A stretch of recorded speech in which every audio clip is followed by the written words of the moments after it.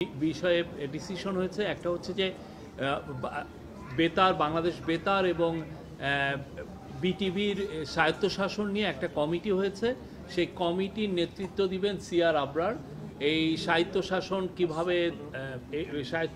কিভাবে দেওয়া যায় এবং সেই সাথে বাংলাদেশে ওনারা আরও কয়েকটা, ওনাদের টিওআর এর মধ্যে আরও কয়েকটা বিষয় থাকবে। যে আগে আপনারা জানেন যে মিডিয়া কমিশনের রিপোর্টে এসছে যে আগে যখন টিভিগুলোর লাইসেন্স দেওয়া হয়েছে, অনেক ক্ষেত্রেই দেখা যাচ্ছে একটা পার্টির পলিটিক্যাল ইডিওলজিকে সার্ভ করার জন্য লাইসেন্সটা দেওয়া হয়েছে। তো এইগুলো লাইসেন্সগুলো কিভাবে দেওয়া হয়েছে এটা ওনারা ইনভেস্টিগেট করবেন এবং অ্যাট দ্য সেম টাইম তারা সামনে আরও টিভি লাইসেন্স যদি দেওয়া হয় সেক্ষেত্রে কি কি নীতিমালা থাকবে এই দেওয়ার জন্য, সেগুলো ওনারা ফর্মুলেট করবেন। এটা একটা বিষয়। আর একটা হচ্ছে আপনারা জানেন জুলাই প্রোক্লেমেশন ছাত্র জনতার একটা দাবি। তো জুলাই প্রোক্লেমেশনটা যাতে খুব মানে 5ই আগস্টের আগে এটা দেওয়া যায় সেই জন্য একটা কমিটি করা হয়েছে। এই কমিটির নেতৃত্ব দিবেন হচ্ছে ডক্টর ওয়াহিদুদ্দিন মাহমুদ, আমাদের প্ল্যানিং অ্যাডভাইজার। সেখানে আরও কয়েকজন অ্যাডভাইজার থাকবেন।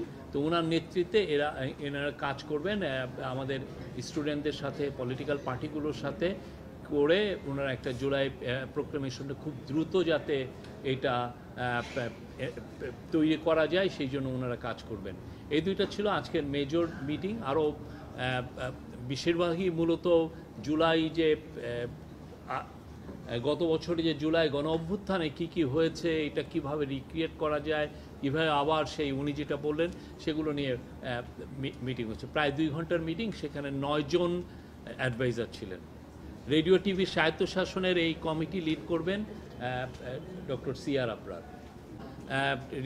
টিভি স্টেশন, বিভিন্ন পত্রিকার বড় বড় যারা আছেন তাদেরকে আমরা ডাকবো, তাদের সাথে কথা বলবো, সেখানে আমরা প্রাইমারি একটা ধারণা দিব।